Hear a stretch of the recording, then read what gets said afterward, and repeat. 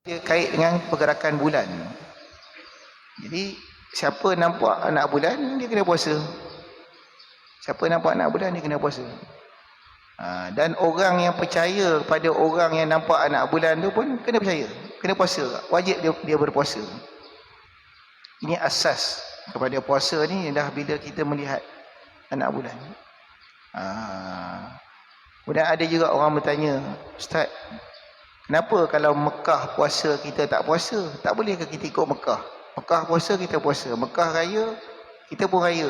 Kan senang. Kerana hadis tadi tu. Ini bumi, apabila Mekah melihat anak bulan, dinamakan perbezaan matlak. Matlak ni apa? Garis bujur bumi. Bumi ni dia bulat, dia ada garisan bujur. Kata kalau orang belajar longitude dengan longitude, latitude dia tu. Jadi Malaysia, Filipina, Indonesia, Singapura, Thailand berada pada satu garisan yang sama. Sebab tu kalau kita ada saudara kita di Thailand nampak anak bulan, dia telefon kita, saya nampak anak bulan kat Thailand, kita nak puasa kat sini boleh tak? Boleh. Malaysia nampak, Indonesia tak nampak, Indonesia boleh pakai Malaysia. Sebab kita semua berada di atas satu garisan yang sama. Ini yang kita pakai sekarang ni lah. Kebiasaannya kita ni sama waktu kita mula berpuasa tu. Baik. Kemudian setelah kita ni, saya nak ringkas-ringkas sebab kita nak masuk yang syarat-syarat sah puasa tu yang mustahak tu. Syarat bagi sah puasa itu ada beberapa perkara. Yang pertama, Islam. Maka tidak sah puasa orang kafir. Maka jika murtad pada satu lahzah daripada harinya, batallah puasanya. Syarat sah puasa Islam. Orang kafir tak sah puasa. Tapi wajib tak orang kafir ni puasa? Wajib ni ada dua. Wajib taklifi, satu lagi nama dia wajib iqabi. Wajib taklifi ni maknanya kalau dia sudah baligh dan berakal, cukup panca indera sampai seruan, wajib dah dia puasa. Macam kita ni dah Islam, berakal balik, wajiblah kita ni puasa, tak puasa berdosa. Ada hukuman dia. Orang kafir dia wajib iqabi, bukan wajib taklifi. Artinya orang kafir ni kalau dia tak puasa, dia akan dituntut di akhirat. Tuntut. Dia tak semayang, dia dituntut di akhirat. Dekat dunia dia tak wajib sebab tak sah, dia tak Islam. Di akhirat bila dia tak puasa dia kena hukum, bila dia tak semayang dia kena hukum. Ini berdasarkan ayat Quran, ma salakakum fi saqar. Ditanya pada orang kafir, kenapa kamu masuk dalam saqar? Lam naku nusalli, kerana kami tak semayang. Maka ulama menghukumkan setiap benda yang wajib pada orang Islam, orang kafir pun sebenarnya wajib juga, cuma tak sah kalau dia buat. Apa sebab saya nak cerita ni? Sebab banyak orang yang tak faham hukum ni, bila bulan Ramadan dia biasa buka kedai makan. Kita tanya dia, ni buka kedai makan ni, saya makan ni. Saya tak jual pada orang Islam, saya jual pada orang kafir. Orang tak Islam yang makan, tak masalah. Inilah sebab jahil, tak tahu. Bila kita bagi makan orang kafir makan di siang Ramadan, kita mendapat saham maksiat juga. Dia tak wajib puasa, dia tak wajib puasa di dunia. Dia wajib diseksa sebab tak puasa di akhirat. Bila kita buat macam tu, kita dah menolong dia buat maksiat, makan di siang Ramadan. Ni banyak orang tak faham hukum ni. Sama macam orang kerja pramugari, dia serve arak. Lepas tu kita tanya, kenapa serve arak? Saya serve arak ni orang kafir, orang Islam saya tak bagi. Lah, orang kafir itu bukan makhluk Allah juga. Di akhirat adakah dia soal? Ya, kita bagi kat dia, kena juga. Ni saya nak jelaskan betul. Sebab ramai orang tak faham. Hukum memberi makan orang kafir di siang Ramadan adalah haram. Bersyubhat dengan benda-benda yang haram juga. Ini yang pertama sekali. Yang kedua, orang yang wajib berpuasa ialah yang berakal, yakni sudah mumayyiz. Makna mumayyiz ni dia dah yang sah berpuasa. Mumayyiz ni makna umur dia dah 3 ke 4 tahun. Kalau dia dah boleh kencing sendiri, cuci sendiri, dan dia kenal tangan kanan dan tangan kiri, kita panggil dia mumayyiz. Mumayyiz. Maka budak mumayyiz kalau puasa sah, pahala dia pergi pada mak bapak dia tak dapat pahala. Maka tidak sah puasa budak tak mumayyiz, 2 tahun puasa tak sah. Orang hilang akal, maka jika datang gila satu lazah pada harinya, batal puasanya. Kalau dia pitam dan mabuk, tak batal puasa. Kalau dia siuman, satu lahzah dalam harinya. Kalau orang tanya, dia puasa, lepas tu dia pengsan. Kumpat tu dia pengsan. Batal tak puasa? Tak batal. Sebab dia ada sedar sikit. Kalau dia pengsan 3 hari, hari pertama sempat puasa, hari kedua, 3 tak sempat. Kena qada 2 hari. Sehari yang pertama tu, tak payah qada. Adapun tidur, maka tak batal puasa jikalau dia menghabiskan harinya sekalipun. Dia tidur sepanjang hari. Ni niat lah, niat puasa betul dia tidur. Buka puasa apa pun. Sah tak puasa? Sah. Sah puasa. Yang ketiga, syarat sah puasa, suci daripada haid dan nifas sekalian hari. Batal puasa kalau datang haid dan nifas walaupun satu lahzah. Kalau datang ni, tapi kalau haid dan nifas sudah kering, dah kering dah, cuma belum mandi lagi, boleh tak puasa? Boleh tak? Boleh. Sah puasa orang yang belum mandi. Tak sah puasa orang yang datang haid. Sah puasa darah haid dah kering, tak sempat mandi lagi. Sah. Tak ada masalah. Yang keempat, syarat sah puasa ialah niat. Maka wajib ditakwilkan niat pada puasa fardu seperti Ramadan ataupun qada ataupun nazar ataupun kifarat. Dan wajib bermalam akan niatnya tiap-tiap malam. Mazhab Syafi'i kita kena niat tiap-tiap malam. Ni biasalah semua maklum. Cuma malam tu bila malam tu? Malam tu lepas pada maghrib sampailah subuh. Itulah malam. Ya. Imam Malik niat puasa sekalian bulan Ramadan pada awal malam. Maka harus mazhab Syafi'i taklid akan dia supaya tak berhajat kepada qada apabila lupa niat satu malam daripadanya. Jadi bila kita nak puasa ni, kita kena buat 2 niat. Niat sebulan Ramadan, nawaitu sauma syahra Ramadan kullih. Saja aku puasa sebulan Ramadan ini tahun sekaliannya. Tu awal, besok nak puasa, hari ni kita niat sebulan. Lepas tu kita niat pula, saja aku puasa esok hari, 2 niat. Lepas tu tiap-tiap hari 1 niat. Tujuan dia, kalau kita terlupa niat pada mana-mana hari dalam bulan Ramadan, kita boleh bertaklid kepada mazhab Maliki. Sebab kita dah niat sebulan tadi tu. Tapi tak bolehlah kita bergantung pada niat tu je. Itu kalau emergency. Jadi pastikan masuk saja besok puasa, malam ni pasang 2 niat. 2 niat. Sebulan Ramadan taklid pada mazhab Malik, puasa esok hari taklid pada mazhab Syafi'i. Ya. Kemudian dia tanya apa lagi? Dan pada imam dan memadai niat pada puasa sunat dahulu daripada gelincir matahari selama dia tidak membuat perkara membatalkan puasa, qaul muktamad. Kalau puasa sunat kita nak niat pukul 9 pagi boleh, 10 pagi boleh, 12 tengah hari boleh.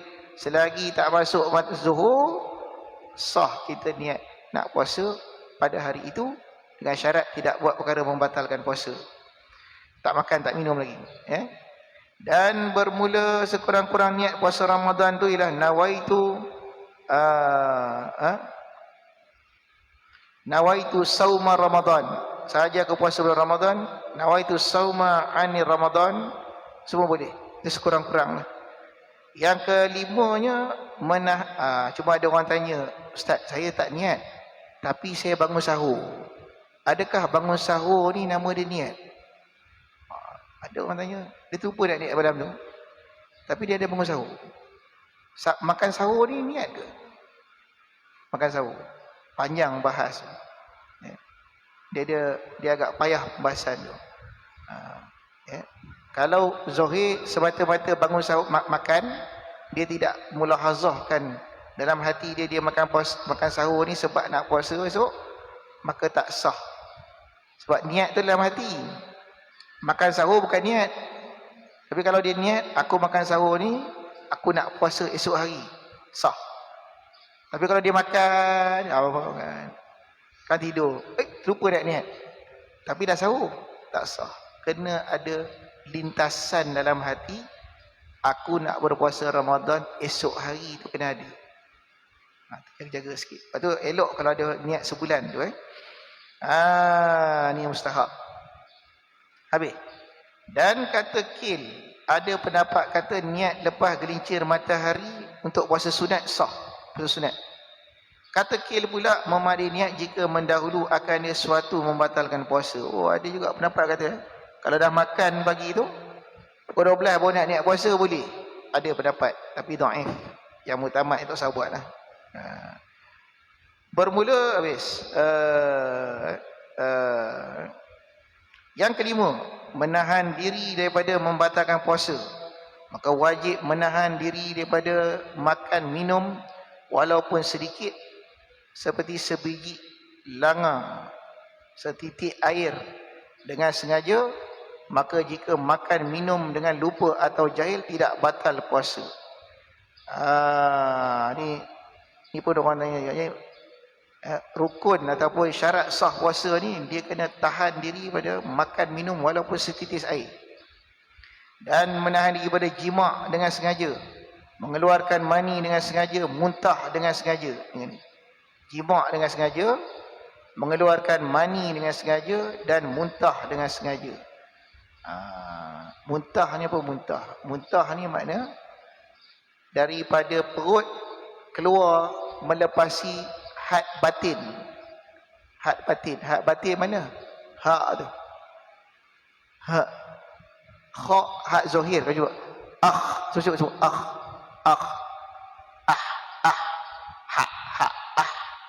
Ha ni kita panggil had zahir.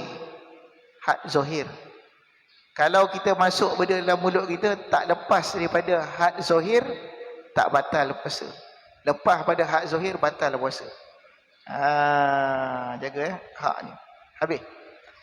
Dan perkara membatalkan puasa itu ada beberapa perkara. Sekarang kita nak masuk perkara-perkara yang membatalkan puasa.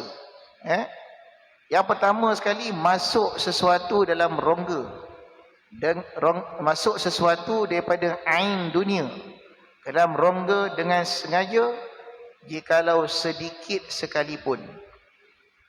Maka setengah daripadanya menelan kahak, kemudian daripada sampai kepada had zahir, iaitu makhraj hak yang tiada pertitik. Kahak kita ni, kadang-kadang kita puasa, kita rasa dia turun daripada kepala ni, dia turun sampai kat sini. Kita kena cek. Kalau dia lepas pada makhraj ha, nak tahu macam mana? Bubuh hamzah kat belakang, sebut catatan sebut tu ha. Kalau tu ha. Kalau atas lagi. Kalau ab depan, dia itu kita panggil had zahir. Kalau kita kat sini lebih kurang, kalau kahak tu turun, dia keluar sampai hak tu keluar, telan balik, batal puasa. Batal puasa. Sama juga kalau kita semayang, makan sahur, semayang kadang-kadang banyak saat kita dia tak keluar. Kalau lepas pada hak tu, kita telan balik, batal puasa kita. Berhati-hati hati-hati tu.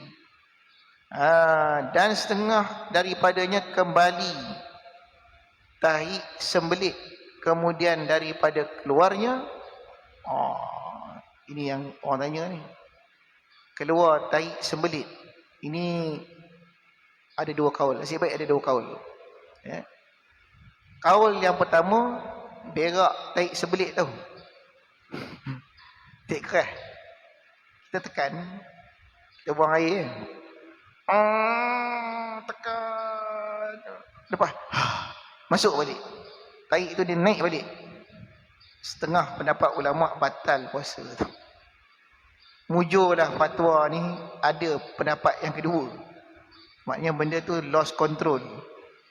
Termasuk benda payah nak jaga. Ala kulihal, kalau kita ni orang yang warak nak jaga, atau sebab orang dulu dia style, dia niat buat macam mana cara berak tu seboleh-bolehnya sebelum azan. Kalau boleh. Kita makan macam-macam. Takut nanti terberak tak keras semelit. Tarik tu tekan tak habis dia masuk balik. Kalau kitab Matlab Badrin batal. Tapi mujur dah fatwa tu ada kaul yang kedua tak batal lah. Sebab musyaqqah. Ada dua kaul. Ni. Kemudian tanya lagi pada. Dan lagi tetapi tidak batal puasa sebab telan air liur yang keluar daripada tempatnya jika suci dan tidak bercampur air liur. Air liur ni kita banyak-banyak tertelan, tak batal. Maka jika keluar air liur atas zohir bibi, mulutnya atau bercampur dengan najis atau berlaku dengan makanan antara celah gigi, lalu ditelannya, batal puasanya. Kalau air liur tu dah keluar, kita teruk balik. Dia dah keluar tarik balik, batal puasa. Hati-hati kalau air liur tu dah terkeluar hak zohir, dia dah keluar sini yang lain. Air liur basi lagi teruk lah. Bersalahan jika dihimpunkan dalam lidah dan dikeluarkan lidahnya. Keluar, telan balik, tak apa, tak batal. Dia kalau dah meleleh kat sini tu batal. Dan dimaafkan orang yang dibalakan berdarah gusi. Ni ada orang tanya, Ustaz, gusi saya berdarah sekarang ni, tak boleh nak buat macam mana Ustaz? Maaf tak? Maaf. Darah gusi maaf. Dan tidak mengapa masuk umpama lalat atau debu jalan raya pada rongganya dan debu tepung yang diayakkan dia jika sengaja buka mulutnya sekalipun. Tu. Kerana dikategorikan sebagai musyaqqah. Kita uli tepung, masuk debu tepung tu. Termasuk. Tak batal. Walaupun sengaja buka mulut, tak batal juga. Debu jalan raya nak kawal macam mana? Kalau Malaysia pergi kat Yaman berdebu naik kat bersih, masuk, tak batal. Asap makanan masak, tak batal. Mazhab Malik batal, Syafi'i tak batal. Sebab dia athar. Saukuk Saukuk tak? Saukuk batal kerana ada ain dalam tu. Dalam rokok tu ada ain, bila dihisap ada benda. Termasuk apa tu bagi orang kena asma tu, inhaler baru ni ada orang tanya. Dia kata buka fatwa Mufti Selangor lah ini tu, Mufti wilayah, kata ada dua kaul, betul? Yang muktamad kalau nak ikut kaul orang-orang dulu, batal tapi tak dosa. Sebab dalam pam sedut tu dia ada bahan, ada ain lain. Benda dah nama peroksida. Dia sedut tu dia ada ain. Bukan asar, dia bukan asar, dia bukan kesan. Dia ain. Bila masuk dalam hidung kita tu, batal puasa kita tapi tidak berdosa. Ada pula kata tak batal. Jadi macam mana nak buat ni Ustaz? Kalau saya ni memang bergantung dengan benda ni, kalau tak tarik ni tak boleh. Doktor kata memang kena, kalau tidak tak boleh. Sampai bila? Kalau dah sampai tahap macam tu, kalau tanya saya, kita puasa juga. Yang kedua, nak qada pun tak boleh sebab kita memang sentiasa kena macam tu. Habis nak buat macam mana? Bayar fidyah satu hari 750 gram. Sebulan 24 kilo. 2 beg setengah. Hantar dekat madrasah pondok mana, ini fidyah puasa saya sebab saya dah tak boleh nak puasa. Setiap kali puasa saya kena, kalau macam tu puasa pun puasa, dan kemudian kita buat bayar fidyah. Itu jalan selamat lah, jalan ihtiyat. Ya, ini adapun kalau dicucuk jarum, ambil jarum cucuk, tak apa, sebab ini bukan rongga terbuka, tak nama rongga terbuka. Mandi air masuk celah ni, tak apa. Cuma saya nak pesan sikit masalah air masuk dalam masuk mulut ni.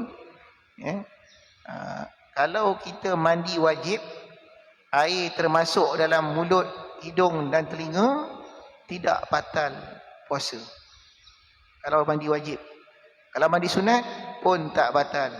Kalau mandi sebab pagi-pagi dah memang mandi, termasuk batal. Ini selalu saya pesan kalau pengajian buat puasa ni, ramai orang tak endah macam tu. Kita pagi kita mandi, orang Malaysia ni suka mandi. Nak buka puasa kan, mandi lagi. Tengah hari panas, mandi lagi. Maka hati-hati telinga ni. Sama ada kita tutup atau jangan sampai air mecik masuk dalam ni. Pakai yang plastik tu, tutup telinga tu. Jangan bagi dia masuk. Berhati-hati Kalau menyelam lagi masuk lah. Demikian lagi jika termasuk air madah, air kumuran, istinsyak kat hidung. Jikalau tiada mubalaghah, kita ambil air tapi tak tarik kuat, tarik dari sini je, termasuk tak batal, sebab ni sunat. Kita madah, kita kunyah air masuk, masa nak ambil wuduk, tiba-tiba tertelan, tak batal puasa. Lepas tu dalam kitab Bahrul Mazi, apa hukum waktu panas kita ambil air, kita kumur air tu, harus hukum dia, harus, tak boleh, tak batal. Ambil air panas sangat ni, sekarang terik, ambil air kumur, bagi sejuk sikit, tak batal. Begitu juga hukum orang yang buah gigi, dia borong, dah borong, rasa manis kat dah, habis dah tak ada dah, ada rasa Colgate kat dalam ni, terasa sejuk tekak ni. Apa hukum dia? Hukum dia tidak batal puasa kerana itu athar, kesan, bukan ain tak ada. Hukum dia balik pada ain. Pakai air mo, titik kat mata, masuk ke celah lubang mata ni, terasa kat tekak, batal tak puasa? Tak batal, kerana tak masuk melalui rongga. Bukan rongga terbuka. Rongga terbuka kita buat apa? Sini satu, sini satu, sini satu, kemaluan satu, punggung 1, 2, 3, 4, 5 rongga. Kalau mulut makraj hak, kalau hidung haisyum, hujung hidung. Kalau kau hidung batal puasa, kau hidung tak batal puasa. Yang batal ni kalau kita jolok lebih pada had batin sini, baru batal. Masa saya mengajar, ada orang tu 40 tahun saya puasa ustaz, baru hari ni saya tahu kata korek hidung ni boleh. Korek hidung boleh, memang boleh pun. Saya mula-mula belajar dia pun, korek hidung tak boleh, korek hidung tak boleh. Korek hidung yang tak boleh tu melepasi hasyum ni, hujung ni terjolok sampai ke dalam tu, baru batal puasa. Tinggal kita juga ada hak zahir, ada hak batin dia. Belajar tu bagi faham. Dan ini kita kata apa lagi? Dan batal puasa termasuk air mandi, yang mana mandi tu tak dituntut, mandi sebab nak sejuk, dan air ke-4 kali wuduk. Wuduk sunat 3 kali, sampai 4 dia basuh, termasuk dalam air, batal puasa. Dan tidak mengapa termasuk air yang ditaruhkan dia pada mulut kerana bersejuk-sejuk, atau nak hilang dahaga kerana bersengatan hajat, yang zahir. Ni menarik ni. Apa hukum panas terik ni, kita ambil air, kumur tertelan. Hukumnya tidak batal kerana istidadul hajah, bersengatan hajat pada musim panas, terpaksa kita kumur, takut perik sangat tekak. Hukum dia harus, tak batal puasa. Keduanya, membatalkan puasa apa yang kedua? Muntah dengan sengaja. Demikian lagi sedawa dengan sengaja apabila keluar sesuatu daripada ma'idah perut kepada hak zahir. Allah. So, saudara, terkeluar lebih pada makhraj hak. Itu namanya muntah. Batal puasa. Kalau sengaja. Kalau tak sengaja, terkeluar. Tak batal. Muntah batal puasa. Kalau sengaja dibuatkan. Ni dia. Yang ketiga, dia ada 10 semua. Kebatalan puasa ni. Yang ketiga, yang membatalkan puasa jima' dengan sengaja. Macam ni katakan jima' sengaja batal puasa? Masuk sekalian hasyafah. Tahu hasyafah? Tak maaf kepala kemaluan. Kemana masuk kepala kemaluan tu? Dia masukkan ataupun kadarnya daripada yang tak ada hasyafah. Panjang ni. Pada kubul atau dubur daripada anak Adam atau binatang. Tak kisah masuk depan, masuk belakang, lepas kepala ni. Padahal dah masuk waktu, maka batallah puasa, bayar dam. Bayar fidyah ni. Ini jima' ni. Dan tidak batal puasa yang mewati dengan masuk setengah hasyafah. Masuk sikit tak batal. Tetapi batal puasa yang diwatikan dia. Yang kena wati, batal. Kena sampai ain kepada rongganya. Jadi, ini hukum. Saya dulu baca benda ni, saya ingatkan tak ada kot.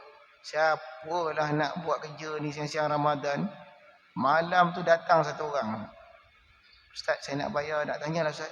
Apa hukum kita bersama isteri di siang Ramadan? Kena bayar kifarat lah. Berapa kali nak bayar Ustaz? Kenapa berapa kali pula? Berapa kali kau bersama? 2 kali. Allah. Sebenarnya kalau apa kifarat itu kan? Kifaratnya membebaskan seorang hamba. Hamba dah tak ada. Kalau tak ada macam mana? Kena puasa 60 hari berturut-turut. Allah. Kalau miss satu hari, ulang balik, kosong balik. Berat. Yang ketiga, bersedekah 60 cupak beras kepada fakir miskin. 60 cupak beras ikat satu bagi. Tak sebutlah. Ni apa sedekah? Nanti inilah kifarat sumpahku. Kerana inilah kifarat kerana aku telah berjima' pada siang Ramadan. 60 cupak. Tak boleh bagi satu orang. 60 orang. Seorang, 60 orang. Itu yang paling ringan sekali. Sama ada puasa 60 hari, tak mampu juga payah 60 cupak beras. Nampak tuan berat. Cara macam mana cara kita supaya tak kena? Kita baru kahwin, tengok bini geram, siang Ramadan, macam mana nak buat? Ni helah fiqah lah. Helah fiqah. Kalau jima' dalam keadaan puasa, kifarat 60 cupak beras. Ataupun puasa 60 hari, tak mampu. Cara dia, sebelum kita bersama tu, kalau tak tahan sangat, ambil biskut makan. Batal lah puasa tu. Lepas tu bersama. Bersama berdosa lah, tapi tak adalah, kena kifarat. Sebab kita buat tu bukan dalam keadaan puasa. Ni yang ulama' ajar. Bukan suruh buat. Nak tengok rumah banyak biskut. Apa ni? Ustaz sopan ajar. Bukan suruh buat ni. Ni baca hukum. Hukum pekah ni bukan suruh buat. Kalau terbuat, inilah caranya. Mana tanya lagi? Dan dan lagi dia kata, keempatnya, keluar mani dengan sengaja. Keluar mani dengan sengaja, dikeluarkan dia, atau dengan mubasyarah, sentuh. Jika tak ada jima' pun, dikeluarkan dengan sebab sentuh dan berpeluk-peluk dan bercium dengan tak ada lapik. Kalau air mazi tak batal puasa. Mani batal. Dan tiada mani yang keluar dengan ihtilam. Mani yang keluar dengan sebab mimpi tak batal puasa. Dan yang keluar dengan menilik dan berfikir tak batal puasa. Jika tidak berlaku pada adatnya keluar mani dengan keduanya. Ni satu orang muda lah. Ni orang tak ada orang. Tengok gambar perempuan tu. Tengok biasanya air mani tak keluar. Tiba-tiba terkeluar pula. Batal puasa. Tak batal puasa. Tapi kalau kita ni jenis memang kalau sensitif. Tengok sikit air mani keluar. Tengok batal puasa. Kalau kita dah tahu dah, kalau tengok benda-benda macam ni keluar yang mani, batal puasa. Maka jika berlaku adat keluar, maka batallah puasa, iaitu menilik dan menengok dan berfikir tiga tu. Sentuh, tengok, fikir. Kalau sentuh tak ada lapik, keluar, batal. Tengok ataupun fikir, tak sentuh. Kalau pada adatnya tak keluar, tiba-tiba keluar, tak batal. Kalau memang dah tahu dah, kalau macam ni mesti keluar, batal. Yang kelima, gila pada satu lahzah, satu saat dia gila, hilang akal, batal puasanya.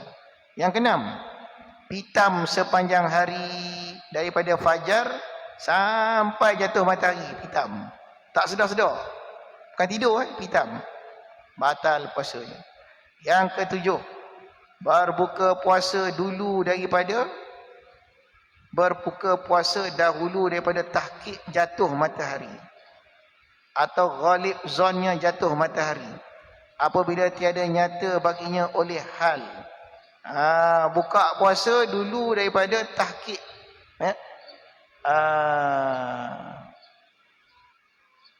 Maksudnya macam ni, dia tak ada zon, tak ada apa, tak ada zon, tak ada apa,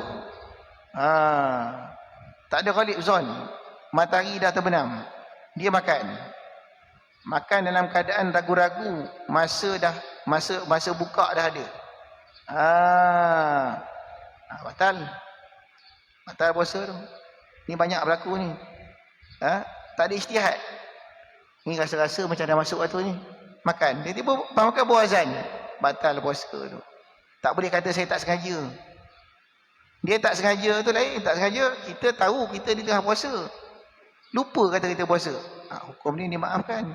Tapi kalau kita tahu kita ni puasa, lepas tu kita dengar entah azan mana dah, kita ingatkan dah buka makan, itu tak nama tak sengaja tu, itu nama sengaja. Makan tu sengaja, makan sengaja, yang tak sengaja tinggal tersilap dengar azan. Ada orang bagi azan tak? Ini yang ke-7. Yang ke-8, murtad. Murtad batal puasa, tapi bila masuk Islam kena qada balik. 9, datang haid dan nifas jika mengingat alaqah atau mudrah sekalipun. Mana keguguran, keluar seketul darah, tetap batal puasa tu, kerana ia darah haid yang berhimpun. Yang ke-10, melahirkan anak sekalipun basah, tak kering, anak tu keluar kering, batal lah. Kalau basah lagi batal lah, kerana asal bayi tu ialah air mani.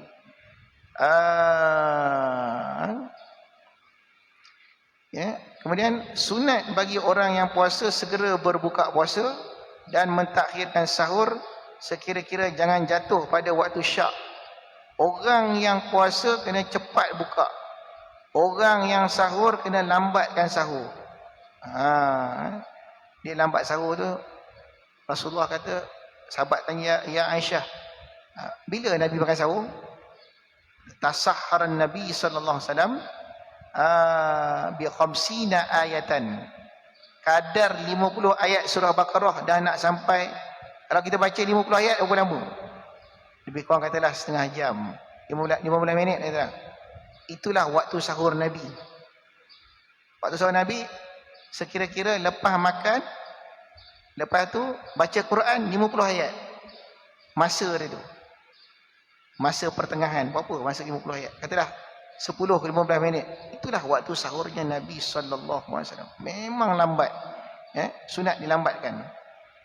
Yang kita ikut nafsu, kadang sahur tak bangun, tak ada berkat puasa kita ni.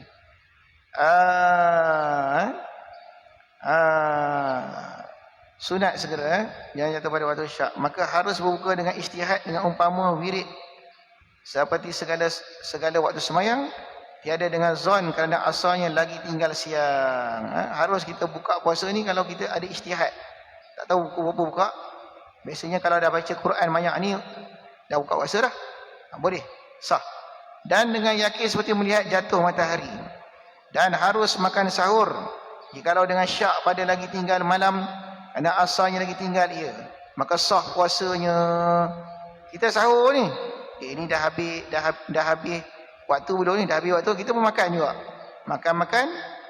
Lepas tu baru dengar azan. Alhamdulillah, baru azan. Sah tak puasa dia makan dalam keadaan syak tadi tu? Sah. Tapi kalau dia cek kat kawan ni, rupanya dia makan tu memang dah azan, batal puasa dia.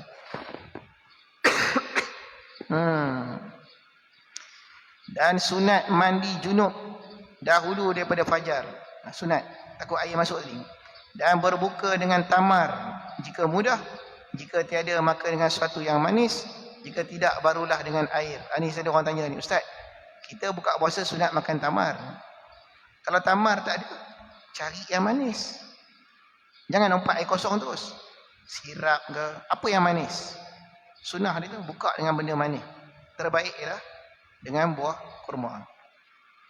Dan sunat membanyakkan doa dan banyakkan baca Quran, sedekah pada bulan Ramadan, makruh berbekam, berpetik, bermekam, kerana dia boleh meremahkan badan. Dan haram lagi, tak sah puasa ni lagi. Semua anda tahu. Wallahu a'lam. Kita buka soal jawab. Apa soalan nak tanya tentang bab berpuasa? Tafadhal. Ada setengah jam. Ada apa soalan? Boleh.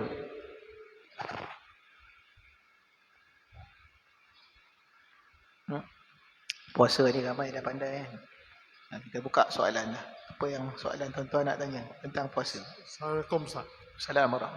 Ini Ustaz, soalannya kita ni kena ambil darah pada bulan puasa. Macam mana keadaannya?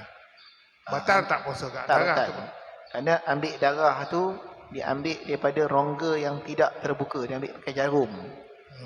Lepas tu ganti balik masuk darah pun tidak melalui rongga terbuka. Hukum dia harus.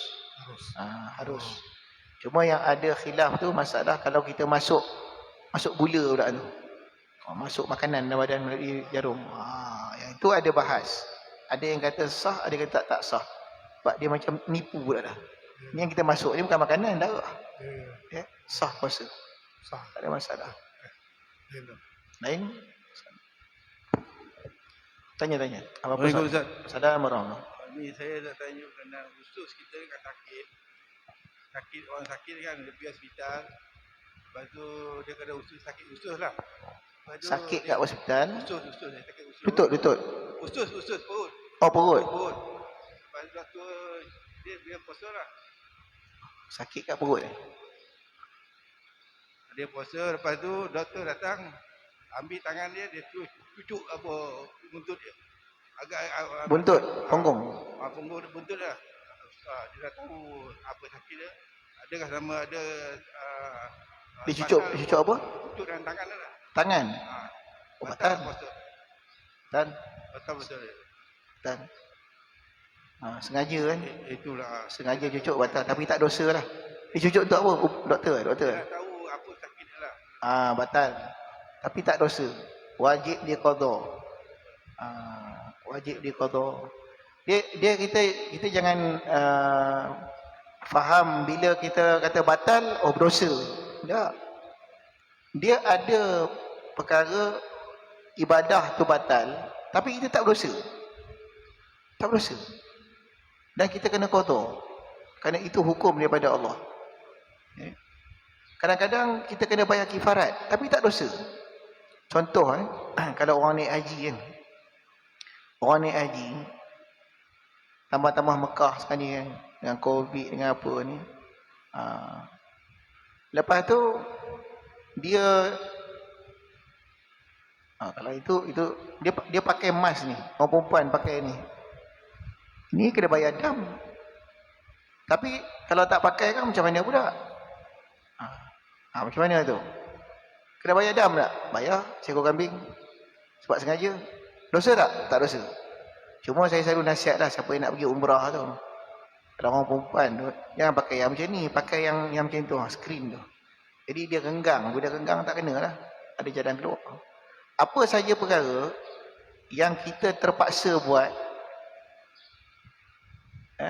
dan dia melanggar syarat sah puasa ke haji ke apa, syarat-syarat dia dilanggar, adakah dia membatalkan?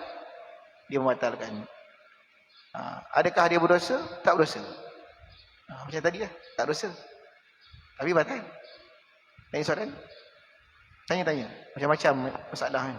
Assalamualaikum Ustaz. Assalamualaikum. Ada pertanyaan daripada jemaah. Ya, ya. Ini berkenaan dengan restoran yang dibuka pada bulan Ramadan. Ya. Pergi makan pada orang kafir. Ya. Dia bertanya kalau itu adalah sumber pencariannya, macam mana? Tolong minta bagi pencerahan. Itulah.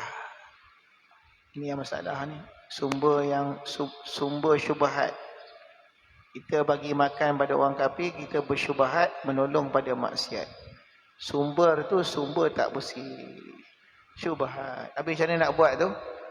Itulah satu-satunya sumber rezeki kita ni. Ya ke tu satu sumber tu? Tanya diri kita balik. Kita orang biasa berniaga. Tukarlah perniagaan tu di pasar Ramadan ke. Banyak cara kita boleh berpaling. Katalah memang tak ada cara dah, itu yang ada. Istighfar banyak-banyak, berdoa banyak-banyak, memohon pada Allah melapangkan rezeki yang halal. Dan kena ada kesungguhan. Macam orang lah, kerja bank konvensional, nak buat macam mana? Dah tu kerja dia. Habis nak redha, jangan redha. Berdoa pada Allah, diberikan peluang, dia buka satu cara nak tinggalkan kerja-kerja yang berkait dengan riba dan sebagainya. Supaya sini. Kalau kita terpaksa buat kerja tu, jangan sekali-kali hati kita redha. Maknanya kita buat ni betul-betul darurat. Sama kedudukan kita tu macam orang tengah lapar, tak ada makanan lain melainkan seekor babi, khinzir. Makan tak? Makan lah. Darurat macam mana? Makan lah. Tapi janganlah kita buat barbecue pula. Golek, babi golek. Makan. Ini terpaksa. Yelah terpaksa. Janganlah kau berlebih-lebih pula buat sup pula, sup babi pula. Tak boleh lah macam tu. Supalah keadaan ni. Kita dah itu rezeki kita, dah tak ada cara lain dah. Kita buat mesti dalam keadaan tidak redha. Tak redha dengan maksiat. Kerana redha dengan maksiat. Kalau Allah kau lapangkan dekat aku, akan buat cara lain. Wallahualam. Itu cara kita nak lepaskan diri. Kalau tidak berdosa, cari jalan. Lain soalan? Banyak ni. Apa-apa pertanyaan tentang bulan Ramadan, kifarat ke ataupun fidyah ke. Saya tak baca semua. Saya rasa elok kita buka soalan ni. Mungkin tuan-tuan ada nak tanya apa saja. Assalamualaikum Ustaz. Assalamualaikum. Soalan tentang fidyah. Ya. Cara pengiraan fidyah lah. Terutama bagi orang yang pernah meninggalkan puasa yang terlalu lama. Masya Allah. Bagus soalan. Dan mungkin dia lama tinggal puasa dan banyak jumlahnya sehingga dia tak pasti berapa dia dah tinggal. Dan berapa tahun dah dia melanggar tempoh fidyah. Mungkin keadaan-keadaan tu kan. Jadi macam mana cara menyelesaikan masalah? Soalan yang sangat bagus. Macam mana nak kira tu? Dia kena anggarkan. Dia setiap satu benda kita kena kira. Sebelum kita mati ni, sebelum kita dikira oleh malaikat, malaikat ni punya strik, tak boleh nak suap ni. Kita kena kira. Kalau tak ingat Ustaz, anggarkan. Macam ni cara? Lebihkan. Cara dia macam ni saya ajar. Berapa tahun tinggal puasa? 10 tahun. Ni baru start puasa. 10 tahun saya dah tinggal dah. Sejak tahun apa? 2012 katakan. 10 tahun. Saya 2021. 10 tahun tinggal. Pernah qada tak? Tak pernah qada. Maka orang macam ni, dia kena bayar fidyah. Dan dia kena qada. Dua-dua kena buat. Dia tak boleh kita taubat dah. Kita dah puasa dah. Allah ampunlah semua tu. Hutang dengan Tuhan. Pekah kena buat. Baik. Dia tinggal puasa 10 hari sebulan. Kalau 10 tahun berapa tuan-tuan? 10 kali 10, 100 hari dia kena qada. 10 kali 10 tahun, 100 hari dia kena qada. 10 hari setahun. Itu jumlah hari dia kena qada berapa? 100 hari. Lepas tu, dia kena bayar fidyah. Kenapa kena bayar fidyah? Sebab kita kalau tak qada puasa tahun yang kita Ramadan tahun tu, kita tak qada sampai Ramadan tahun depan. setiap 1 hari kita tinggal yang kita tidak qada, kena bayar secupak beras. Secupak beras ni berapa? Secupak beras ni kalau ditimbang dengan gram, di antara 600 sehingga 750 gram. Kalau Syekh Nuruddin dalam kitab Maklumat Tahammuk dia kata 750 gram. Tu dah banyak dah tu. Banyak sangat dah tu. Ada yang 580. Tapi ambil lah, janganlah kedekut. Ambil lah lebih. 1 mud beras, ingat catat 750 gram. 0.75 kilogram sehari. 10 hari berapa? Berapa? Kali 10, berapa tuan? 7.5 kilogram. 7,5 kilogram kita kena bayar sebab kita tinggal puasa tahun apa tu? Tahun 2011. 2011 tak ada bayar lagi. Masuk 2012 kita kena bayar 7.5 kilogram sebab dah tunda. 10 hari tu. Lepas tu masuk tahun yang 2012 masih tak qada lagi. Digandakan dia. Allah. Berapa jadi tuan-tuan? 7.5 kali 2. Berapa dah? 15. Masuk 2013 masih tak qada lagi. Dah jadi berapa dah? Kali 3. Dah jadi berapa dah tu? Dah jadi berapa? 22.5 kilogram. Sampailah tahun 2022, yang tahun 2011 tu masih tak qada lagi, berarti kena kali 10. Apa yang kali 10 ni? Yang 7.5 kilo tu dah jadi berapa kilo sekarang? 75 kilo. Untuk puasa tahun 2011. Boleh? Kalau ada pen catat ni kalau ada, ada ni. Bagus. Tengok saya buat kamera ni. Baik, dia tinggal 10 tahun saya ajar tuan-tuan Tahun 2011 dia tinggal 10 hari tak puasa. Tidak puasa. Hari tidak puasa dia ialah 10 hari. Dia tinggal pada tahun 2011. Yang 10 hari ni tak kena bayar apa-apa lagi. Sampailah puasa Ramadan 2012, yang 10 hari ni dia kena bayar berapa tuan-tuan? Sehari 750 gram dikalilah 10 bersamaan dengan 7.5 kilo. Untuk tahun 2011 punya puasa yang dia tak puasa tadi. Maka dia kena bayar 7.5 kilo untuk yang 2011. Malangnya dia masih tak qada sampailah tahun 2022. Maka tahun 2022 yang 7.5 kilo ni telah menjadi 75 kilogram. Kena kali 10 lah. Beras yang dia kena bayar. Boleh? Tahun 2012 dia puasa tak? Pun tak puasa juga. Berapa? 6, 9 hari. 10 lah. Kita ambil 10 hari juga. Tiap tahun kita ambil 10 hari dia tinggal. 10 hari. 2013 dia pun tinggal 10 hari lagi. Tahun 2014 pun tinggal 10 hari lagi. Tahun 2015 pun 10 hari lagi. Tahun yang senang, dia senang kalau hari dia sama. 17, 18, 19, 20, 21. Dia tak lagi 10, 10, 10, 10, 10. Okey. Yang sini kali 10. Kali 10. Yang sini pun 75 kilo juga. 7.5. Ini kali 9. Yang ini yang 2014 punya pun dia tak pernah qada.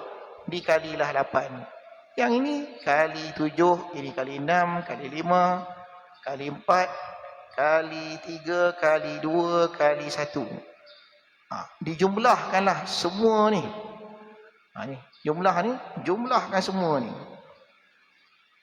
Itulah jumlah yang dia kena bayar. Banyak. 10 tahun ni.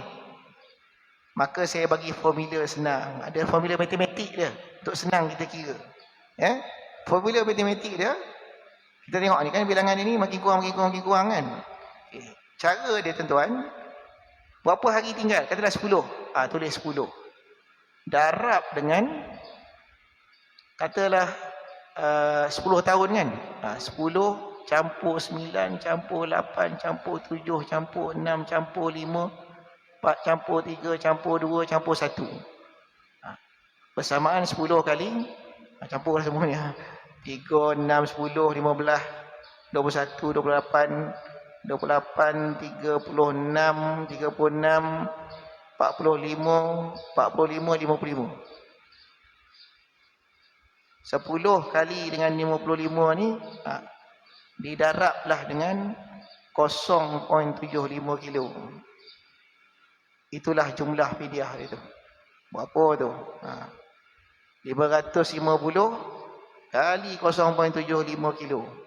Siapa ada kalkulator kira? Kalau kira ni berapa? 0.75 kilo kali 550. Ni contoh. 412 kilo 0.5 kilogram beras. Ini tuan-tuan, kalau dia tinggal 10 hari setiap tahun. 10 hari setiap tahun. Kalau yang dah meninggal macam mana pula? Meninggal ni sedap. ini kalau yang jadi ini bukan kilo. Betul lah. 4 kali kosongnya ya betul, kilo. 50 kali inilah dia kilogram beras yang dia kena keluar. Banyak. Macam mana cara kita nak keluar 400 kilo? Berapa beg nak beli tu? 40 beg. Banyak. 40 beg beras. Siapa nak makan 40 beg beras? Cara dia, ni ulama' kita ajar cara helah. Apa lagi kalau dah mati? Kalau dah mati tuan-tuan, lagi teruk. Katalah umur, fidyah puasa orang meninggal. Kalau dah meninggal. Umur dia, ni kalau orang lelaki saya kasih ajar. Kalau orang lelaki meninggal, kata umur dia 60 meninggal. 60 tahun dia meninggal. 60 tahun ni, tahun Masihi. Kita kena tukar ni jadi tahun Islam, tahun Hijriah. Setiap 33 tahun, umur kita ni bertambah setahun. Tambah setahun. Sebab dalam setahun, tahun Islam 354 hari. Tahun Masihi 365. Bila ditolak, lebih 11 hari setiap tahun. Kalau dah 33 tahun, dikali 11, umur kita dah lebih 363 hari setahun. Dah cukup setahun. Kalau umur dia 60, dia kira umur dia 61. Kalau umur dia 70, berapa umur dia? Tiap-tiap 33 tahun, tuan-tuan dah tua setahun. Ikut Islam. 72. Jangan nak pasal muda dah. Dah tua dah. 72 tahun Islam. Okey. Katalah yang meninggal ni seorang laki-laki. Kita nak bayar, nak buat ni fidyah orang meninggal. Ni kalau ini orang hidup. Orang hidup macam ni cara dia. Senang. Saya nasihat ambil satu purata. Berapa hari kita nak? Ustaz, saya tak pernah puasa. Ustaz, 10 tahun tak pernah puasa. Tukar ni jadi 30. Kalau tak pernah puasa, tukar jadi 3. 10 tahun, 3. Formula dia ikut formula tadi. 30 dikalikan. Okey, berapa tahun? 10 tahun tak 10. 10 campur 9 campur 8 sampai 1. Ustaz, saya tak puasa dah 20 tahun. Tukar 10 ni jadi 20 campur 19 campur 18 sampai kosong. Kalikan dengan 30. Kalau tiap-tiap tahun tak pernah puasa 20 tahun. Lepas tu kali dengan 0.75 kilo. Dapatlah jumlah kilo beras. Ni kalau orang meninggal pula. Orang meninggal tengok 60 tahun. Tolak umur balik dia dulu. Kalau laki-laki kita ambil 12 tahun. 60 tahun, 61 tahun. Tolak umur balik 12 tahun. Biasanya kebiasaan orang balik umur 12 tahun laki-laki. Kalau perempuan kita ambil 9 tahun. Berapa tinggal? 48, 49. 49 tahun. Okay, macam mana nak kira fidyah puasa 49 tahun ni? Cara dia, kalau orang meninggal kita ambil purata 30 dikalikan dengan 49 campur 48 campur sampai 1. Dapatkan jumlah ni. Jumlah ni kalikan dengan 0.75 kilo. Katalah jumlah dia bersamaan dengan 100 katalah 2000 kilo. Macam mana nak bayar ni? 2000 kilo nak bayar. Inilah kalau kita tengok orang tua-tua kita dulu, kita panggil helah sorong tarik. Helah sorong tarik ni macam mana? Ya. Diambillah 100 kilo beras. Letak di atas timbang boleh tolak tu. 100 kilo beras. Katalah saya penerima pidyah 100 kilo beras. Tuan nak bayar pidyah orang meninggal, ayah meninggal. Maka saya akan kata, saya jual 100 kilo beras ni kepada tuan dengan harga kilo RM20 kan. RM260. Belilah. Saya jadikan beras ni pidyah puasa bapak saya, Allah harap terima, saya pun terima. Lepas tu saya kata, terserah saya nak jual balik ke ataupun saya nak hebah ke, terserah pada saya. Tapi biasanya kalau orang meninggal, kita tak adalah buat macam tu. Kita ambil, saya terima, tuan dah serah kat saya cari satu orang fakir miskin lagi, 2 orang, ini beras, saya jadikan pidyah puasa, Tuan Kamal bin Alias, ya, bagi tahun-tahun yang lepas harap terima, dia terima. Lepas tu dia pula tolak kat kita. Sekali tolak 100 kilo. Maknanya kalau 2000 kilo bagi 100, jadilah 20 kali tolak. Habislah 20 kali. Habislah pidyah dia. Tak payahlah kita beli sampai beribu-ribu kilo. Kalau kita masih hidup, tak banyak sangat, takat 412 kilo ni. Yang macam ni kena seorang tarik belilah. Kena rasa berat dosa tu. Ni beras, beli 10 kampit misalnya. Yang beli sampai 400, beli 10 cukup atau 5 kampit. Serahkan pada yang layak terima. Lepas tu beli balik beras tu kat dia. Beli balik. Beli, dah jadi beras kita, tolak pula. Inilah pidyah puasa yang wajib atas saya. Kerana Allah Ta'ala harap terima. Saya terima. Saya jual ini beras dengan harga sekian. Beli lagi. Jadi maknanya beras yang sama dijual, ditolak. Dijual, ditolak. Sampai jumlah tu 412 kilogram. Ini cara membayar pidyah puasa orang hidup. Kalau orang mati tak buat macam tu. Banyak sangat. Berpuluh ribu nak bayar. Maka kita permudahkan. Orang yang dah meninggal ni kita permudahkan. Kita langsam. Dia tak pernah puasa. Kita anggap dia tak pernah puasa semua hidup. Ataupun ada batal. Kita tak tahu apa. Maka kita ambil seluruh umur dia. Kita buat macam ni. Selalunya kita kata ambil upah tolak beras. Bayar upah je. Yang tolak tu pelajar pondok. Orang yang layak terima lah. Dia akan tolakkan beras tu untuk selesaikan. Ini bagi orang yang sudah meninggal dunia. Ini cara dia. Kalau kita sakit. Memang tak boleh puasa. Orang tua-tua dah tak boleh puasa dah. Doktor kata awak tak boleh puasa dah. Sah. Tak boleh puasa. Sakit. Maka kita kena bayar sehari 0.75 kilo. 0.75 kilo sehari. Dikali 30 bersamaan 24 kilogram beras.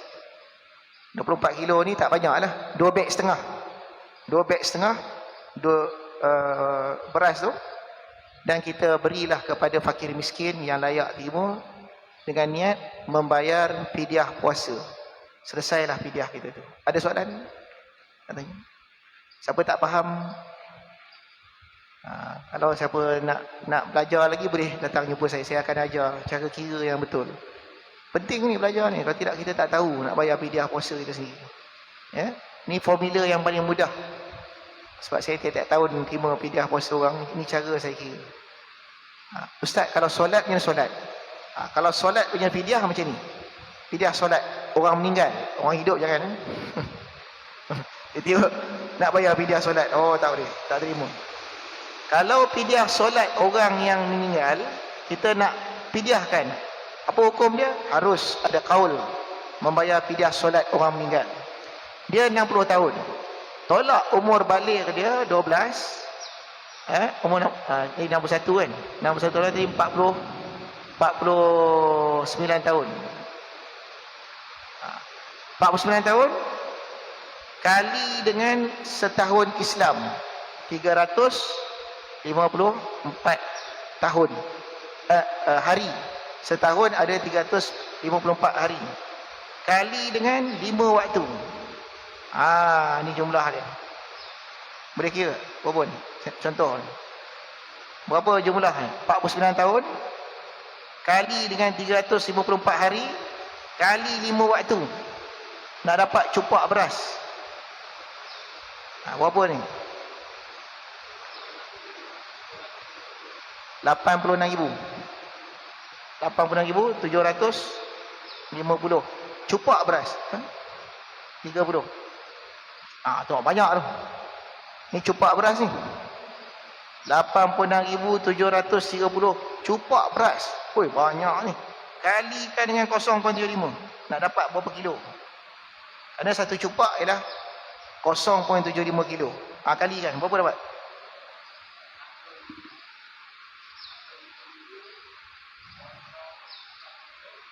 Lebih kurang lah. Macam ni, ini kilogram beras. Macam mana nak bayar ni? Dia banyak ni. 65,000 ni. Macam mana kita nak bayar? Kita sorong tarik beras tu. Kita ambil 10 kampit.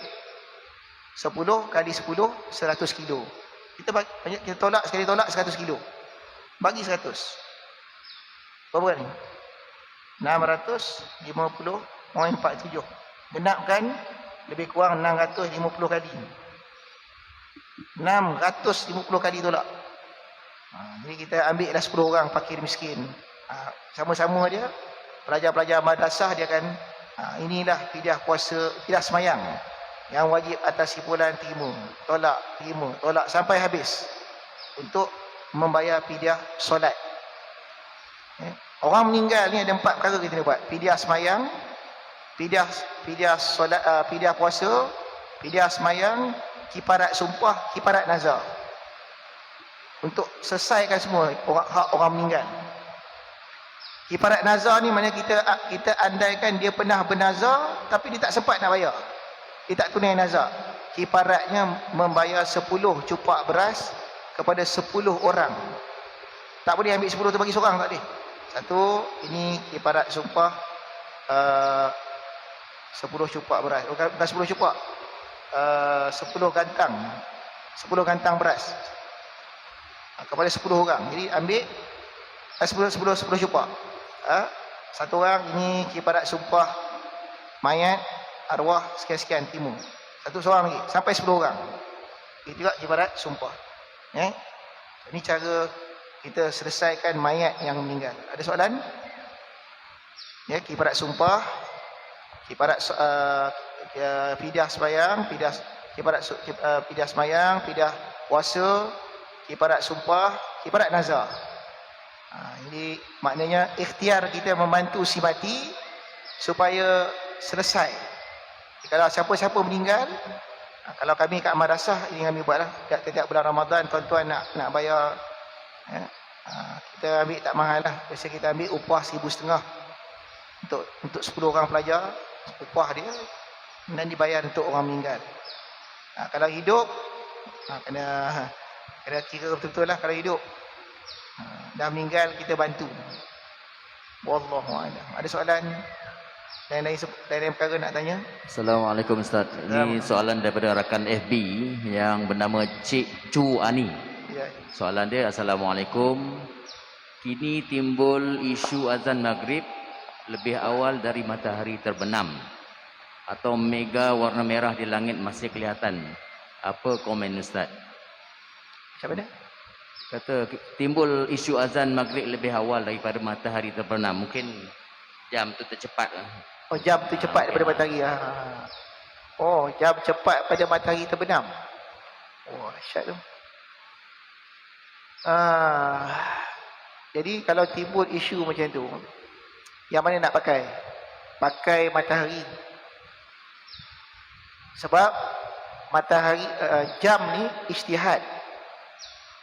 Yang pastinya sabda Nabi sallallahu alaihi wasallam tu maknanya Nabi menyuruh kita ni berpuasa ila ghurubis syams, hatta ghurubis syams. Puasanya terbit fajar sampai terbenam matahari, bukan sampai pukul. Masa ni untuk menyukat bila matahari terbenam. Jadi kalau ada khilaf antara masa dengan matahari terbenam, kena pakai matahari terbenam tu. Ustaz, kalau tak pasti macam mana? Kalau tak pasti, tunggu sampai gelap. Dah gelap dah tu, confirm boleh buka puasa. Sebab tu segera, Ustaz, bukankah kita ni sunat segera berbuka puasa? Macam mana tu Ustaz? Kalau buka puasa ni sunat segera. Segera setelah yakin. Kalau tak yakin, jangan segera. Jangan segera berbuka bila tak yakin. Bila dah yakin, segera buka. Kita pukul 7.30 tak yakin. 7.35 tak yakin. 7.40 yakin. Cepat-cepat makan. Itu cara kita mengamalkan sunnah segera berbuka bila dah yakin. Lain soalan. Ustaz, Ya. nak ulang balik tu yang fidyah puasa orang hidup. Katakanlah saya lah, lama tak puasa. Saya nak bayar fidyah, tak tahu main anggar, main lansam ni bagi boleh tak? Boleh? Langsam macam mana? Mana kata saya anggap, katakanlah 200 kilo lah beras. Tak boleh. Kena kira. Kita nak langsam macam tu je. Tak boleh. Kerana salah satu nama Allah Ta'ala Al-Hasib yang menghitung. Kita kena kira. Kena tepat juga itu. Bukanlah tepat. Anggaran. Anggaran. Kita kena kira. Maksud kira ni biar kita puas hati. Tak mana maksud saya bagi lebih lah. Lebih lagi. Okey, boleh. Boleh, Tapi macam mana nak tahu lebih tak? Tak, katalah mungkin tak tepat. Manalah ingat. Boleh. Katalah nak buat untuk 60 hari. Kita tak tahu, mungkin kurang 60. Ya. Jadi saya belikan fidyah Lebihkan. beras tu. Lebihkan. Bagi duit dia ke ataupun beli beras untuk. Nak bagi duit ke nak bagi beras? Bila kita kata fidyah ni, yang afdal dia beras. Cuma beras ni kalau banyak sangat dah tak bermanfaat. Nanti dia rosak. Lepas tu kita buat helah. Jangan beli banyak. Beli sebungkus, 2 bungkus. Kita buat macam saya kata tadi lah. Kita jual, kita beli balik. Beras yang sama pada orang tu. Kita jual kat dia, kita bagi kat dia beras, 3 kampit ke. Kita beli balik kat dia, bagi dia duit. Maknanya duit juga, tapi beras. Itu yang terbaik. Itu yang cara terbaik. Supaya kita tak ada khilaf. Memang kita bagi beras, cuma kita beli beras yang sama. Lepas tu kita anggar, kata dah nak buat lebih, bagus, boleh lebihkan. Jangan tepat-tepat tak tahu. Lebihkan. Cuma kenapa saya suruh kira? Sebab ini membayar fidyah sebab kita lambat qada. Bukan bayar fidyah puasa ni, bayar denda ni. Sebab kita lambat mengqada puasa. Puasa tu tetap kena qada. Jadi berapa hari kita nak qada? Kena anggar juga. Atau kata kena anggar tu. Agak-agak berapa hari kita tinggal. Kena anggar. Saya ada satu orang dulu, dia anggarkan 198 hari. Saya kata, pakcik, banyak ni. Macam mana nak buat ni? Tak apa, saya sanggup. Dia puasa macam Nabi Daud. Hari puasa, esok tak puasa. Habis sampai berapa tahun? 3 tahun, 4 tahun. Dia puasa, habis. Habis, 2 hari lepas tu meninggal. Lega. Habis dia kotor semua. Dia punya semangat. Bayar, lepas tu dia kira berapa hari ni. Bila kita buat macam ni, seandainya kita tak siap, tak habis, Allah tengok kita dah ikhtiar dah. Hamba aku ni sudah berikhtiar. Dia cuba kira, dia cuba bayar, cuma tak sempat. Mudah-mudahan Allah Ta'ala mengangkatlah apa kesilapan dia tu. Jadi yang kita yang hidup dia pula, ada ilmu ni, bayarkan pula tu dia. Selesai. Maknanya bayar fidyah, puasa kemudian. Kalau dah meninggal, ansur lah puasa tu. ansur. Puasa tu ansur. Ansur. Fidyah dah bayar dah. Bayar dah. Puasa kita ansur. Katalah kita ansur, katalah kita hutang 100 hari. Lepas tahun, ada balance lagi 50 hari. Kena bayar 50 cupak beras. Sebab kita tunda 50 hari tu. Tapi tak banyak. Cuma 50 cupak. Sampai habis. Soalan lagi satu, Ustaz. Puasa sunat. Hari Senin dan hari Khamis. Saya buat qada. Terangkat tak puasa sunat? Ya, terangkat. Tapi kena niat. Terangkat kena qada, tapi nak dapat sunat, kena niat. Kalau kita niat sunat, ya sunat je. Kalau kita niat qada. Kalau kita niat qada dan sunat, dua-dua pahala. Qada dapat, sunat pun dapat. Kena niat sahaja aku puasa esok hari kerana qada puasaku yang Ramadan yang lepas-lepas serta sunat hari Isnin. Dapat dua-dua. Macam teater masjid. Boleh kita gabungkan. Kalau tak niat, tak dapat. Oh, tak sebut sunat, dia tak dapat. Tak dapat. Tak niat. Sebut qada saja. Kalau qada saja. Dia tak boleh. Aku dah qada ni kira Isnin terangkat sekali lah. Tak. Kena niat. Innamal a'malu bin niat. Amal tu mesti niat. Kalau dua niat kita, dua lah pahala kita. Kalau satu lah. Dia tak jadi. Kalau kita niat satu, nak kita anggap dah dapat sekali. Kena sekali. Kena niat. Lain soalan? Terus ada. Ya. Saya nak tanya, orang yang meninggal ni, dah roh mak dia meninggal. Jadi kita bayar fidyah ni, kita boleh bayar fidyah dengan beras. Kalau tak ada beras, kita wakaf kan apa-apa ke boleh tak? Lepas dah dia. Setiap sesuatu tu dia ada cara dia. Kita niat kita wakaf tu, itu dapat kita. Kalau kita wakaf sesuatu, itu maknanya kita memberi pahala sedekah kepada si mati. Dia lain section lain. Kita wakaf, dapat tak pada si mati? Dapat. Dapat apa? Dapat pahala sedekah. Adapun dosa dia yang meninggalkan puasa ni tak terangkat. Dia kena cara dia, kena kaifiat dia. Tak boleh kita buat ni cover sekali ni. Oh, tak ada. Kalau kita bagi wakaf, pahala wakaf untuk si mati. Ini kena bayar macam ni. Kena buat macam ni. Baru dia terangkat. Tak boleh kita banyak orang sekali dia macam tu. Ni kira langsam lah Ustaz ya. Ni RM200 ni kira saya punya pidah-pidah dululah. Banyak orang buat macam tu. Tapi saya cuba nasihat lah. Nak ikut-ikut lah. Tapi kaifiat, kaedah macam ni. Awak nak bagi saya terima. Tapi terangkat saya tak jamin. Yang ni pun tak terjamin. Tambah macam tu. Dia kan ada ilmu lah. Nak bayar pidah ada ilmu dia. Nak bayar wakaf ada ilmu dia. Baru betul cara dia. Lain? Sebab ramai orang buat itu. Zakat pun kadang orang buat macam tu. Saya meniaga-meniaga ni kira dia sedekah. Betul saya kira zakat saya dah tu. Tak kira. Kalau lebih tak apalah. Kalau kurang. Kalau lebih tak apa. Kalau kurang. Ya. Lebih kurang kiraan tu nak ada. Kena belajar. Tak faham tanya guru-guru, ustaz-ustaz. Kirakan. Jadi kita pun kita dapat tahu berapa banyak kita dah bayar. Kita tak hentam. Tak mampu. Bayar sikit habislah. Kalau kita tak ada kiraan, kita tak tahu bila habis. Wallahu a'lam. Ya. Boleh, tak ada masalah. Tak mesti bayar sekaligus. Kita tak mampu. Tapi kira dulu supaya kita senang nak tahu. Banyak sampai 5,000. Banyak ni. Tak apalah. Tahun ni saya bayar 500 dulu, selesai ni. Besok bayar sikit lagi. Ni cara dia. Lain soalan? Ustaz, Ya. fidyah ni kita boleh bayar dengan duit untuk menggantikan nilai harga beras tu lah. Katakanlah kita bagilah pada fakir miskin tu duit fidyah gitu. Tapi si fakir yang menerima ni dia tak beli makanan tapi dia beli top up handphone. Boleh ke Ustaz? Jadi dia mula-mula kena macam ni. Yang tadi saya cakap tu, kita buat ni, kita tak bayar dengan duit tu, kita bayar dengan beras. Kita beli beras, sebab tu kena akad.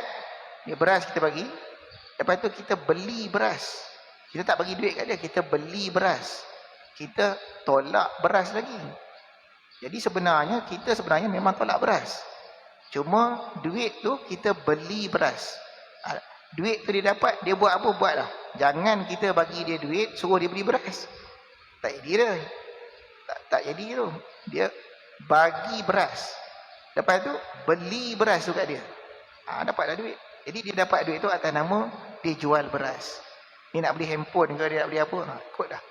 Janji beras ni dah terangkat. Kalau kita bagi dia duit, itulah. Tak ada roh tu tak ada. Ada lagi nak tanya? Soalan? Ada siapa-siapa muskil lagi?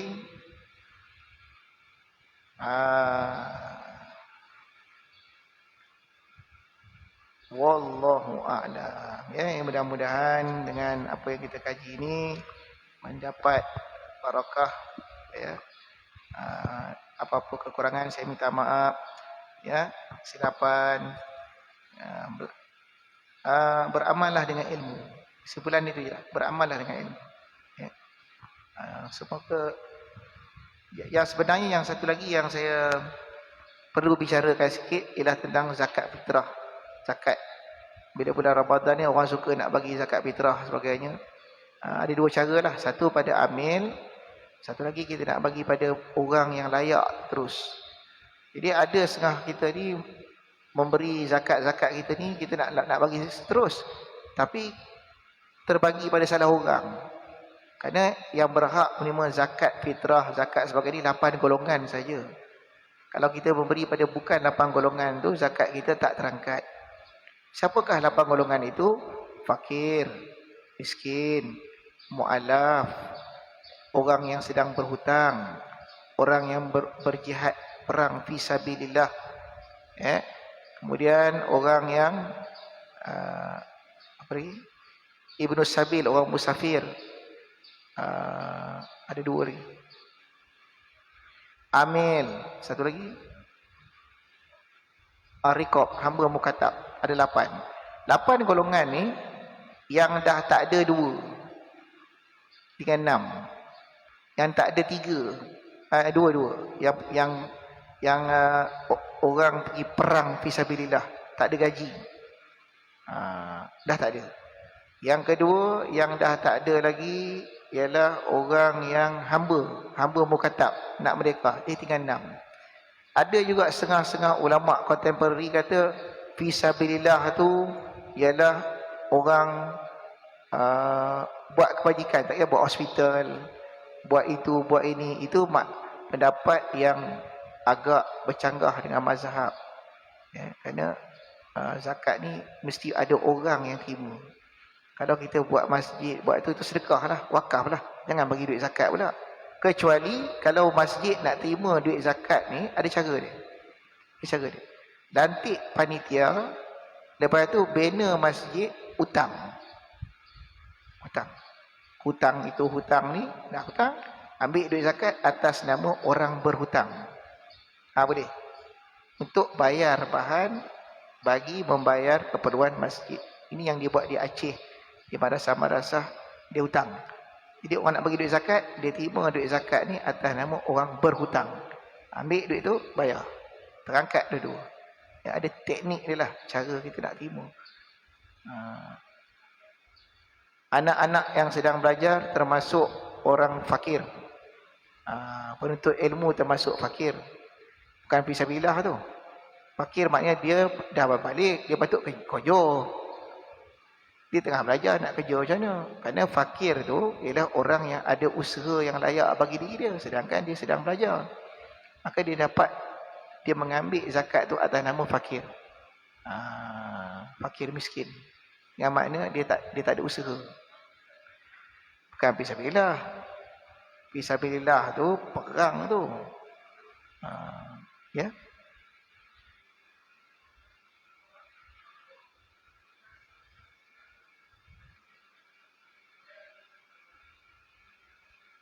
Atau kalau dia berhutang, boleh? Dia tak ada, tak cukup.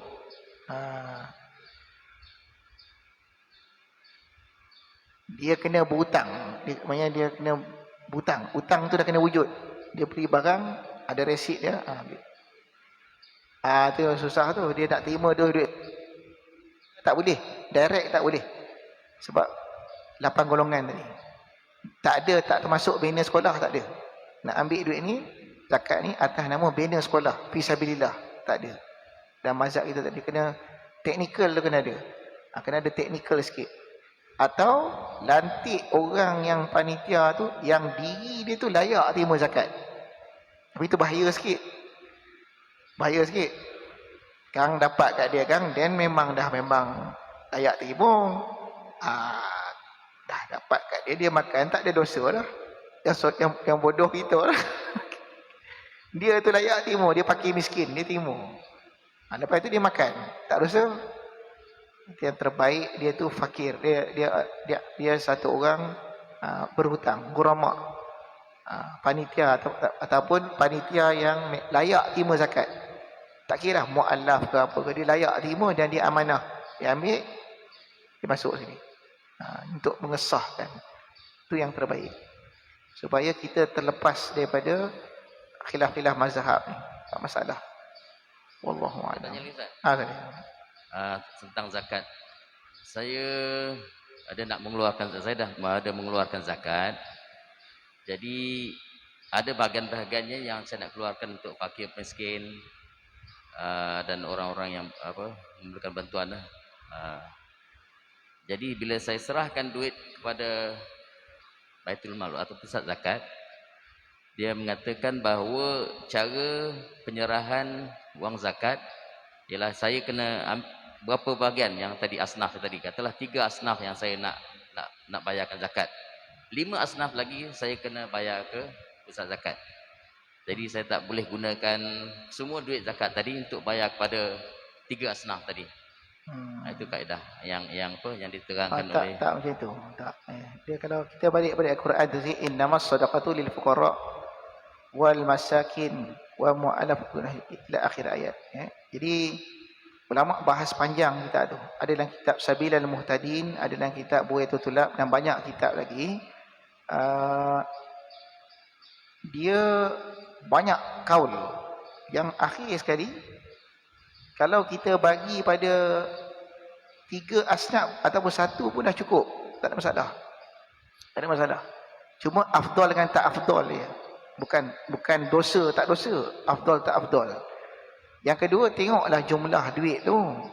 Kalau kita nak sedekah RM100, kita bagi 8 golongan tu, nak bagi kat mana RM100? Zakat kalau nak kira macam tu, kita punya zakat fitrah RM7.5 tu kan, nak bagi 8 golongan 50 sen seorang, benda je. Jadi tak praktikal, cara tu tak praktikal dan tak munasabah. Dua asnaf dah tak ada dah, tinggal 6. Dia terkata ada 2, serah pada amil, langsung pada malik, tuan yang berhajat pada dia. Dan matlamat zakat ni nak bantu orang tu, nak bantu dia. Kalau kita ada 300, ada orang ni keperluan ni sangat perlu, apa hukum dia kita bagi 300 kat seorang ni sehingga dia boleh selesai masalah dia? Lebih baik daripada kita bagi 3 orang, 5 orang, cukup beli cok kodok kan. Ini dia boleh beli mesin, dia boleh keluar, ada dalam kitab, membantu tu sampai dia boleh berdiri kaki dia sendiri. Lebih baik. Itu maksud zakat. Kalau dah kita pocah sampai tinggal berapa sen ya, apalah yang dapat kat orang tu. Tak munasabah lah itu. Ya.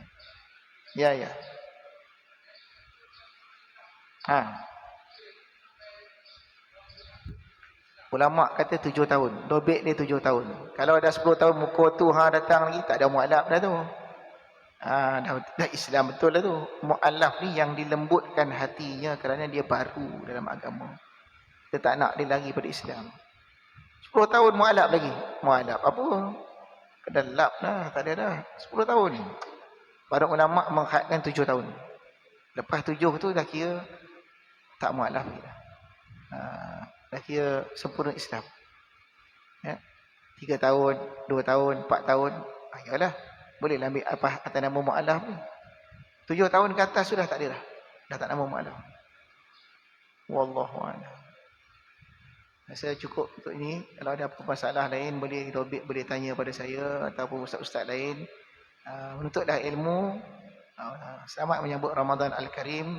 Mudah-mudahan Allah Subhanahu Wa Taala membalas, memberi pahala dan memberikan kita ketenangan dalam menjalani ibadah Ramadan insya-Allah taala. A'udzu minasyaitonir rajim. Bismillahirrahmanirrahim. Alhamdulillahirabbil alamin. Wa ta'ala qul 'anna wa nasta'mil asrarana واشغل بك والحمد لله رب العالمين. اللهم صل على سيدنا محمد النبي الأمي وعلى آله وصحبه وسلم. اللهم صل على سيدنا محمد النبي الأمي وعلى آله وصحبه وسلم. تقبل الله منكم. السلام عليكم ورحمة الله وبركاته.